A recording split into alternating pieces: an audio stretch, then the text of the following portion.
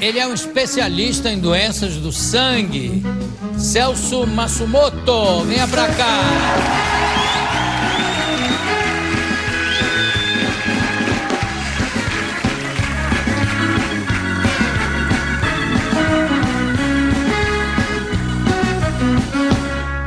Ô Celso, você viu que nós estávamos num papo com a Elba aqui absolutamente místico, vamos dizer assim.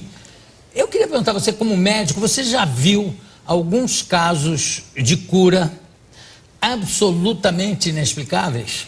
Na área que eu trabalho, isso particularmente é muito frequente.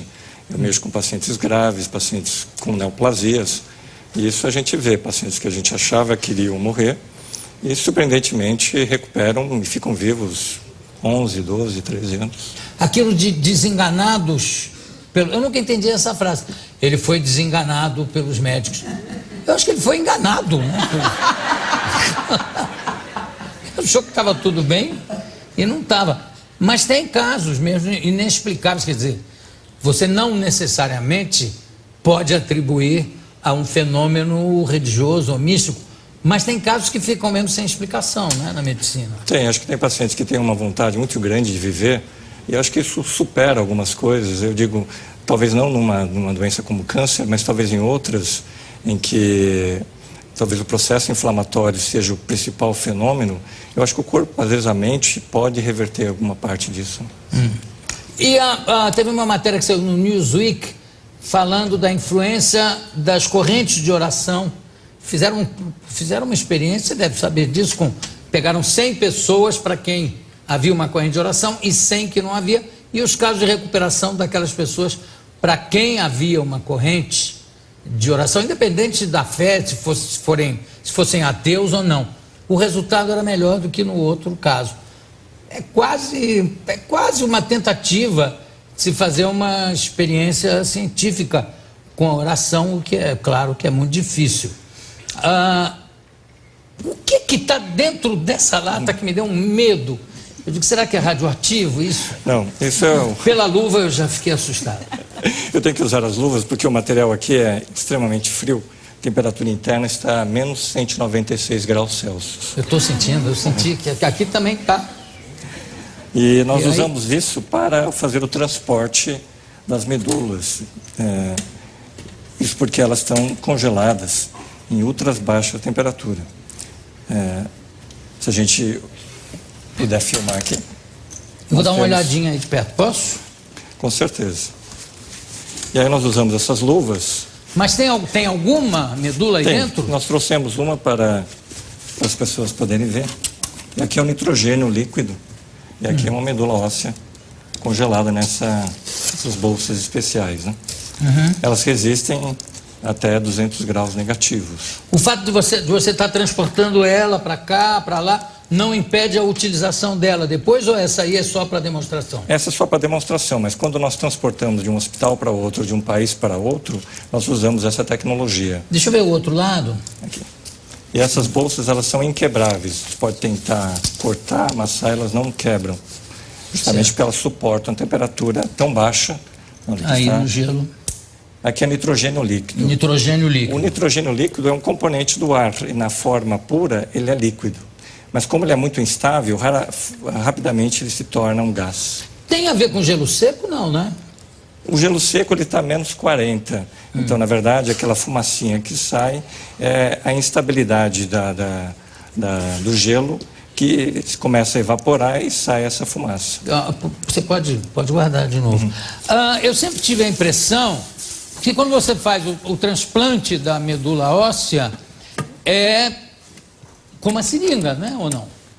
Não. Hoje nós usamos essas bolsas, elas são descongeladas. Sim. Depois nós implantamos através de um catéter. Sim, pois é. Bom, catéter, mas é em forma líquida ou não? Em forma líquida. Aqui ela está na forma sólida, forma de gelo. Porque tem gente que pensa na medula óssea, no transplante, como se fosse um ossobuco, que você tira um pedaço e coloca.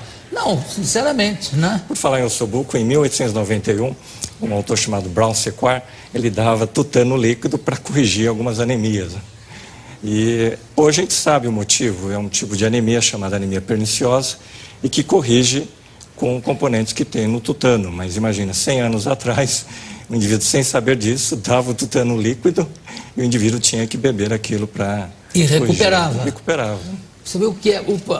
Você acha que hoje em dia, com os avanços da tecnologia, da internet, do acesso à informação rápida e às vezes não profunda, isso vai amortecendo um pouco esse nível de criatividade, de intuição,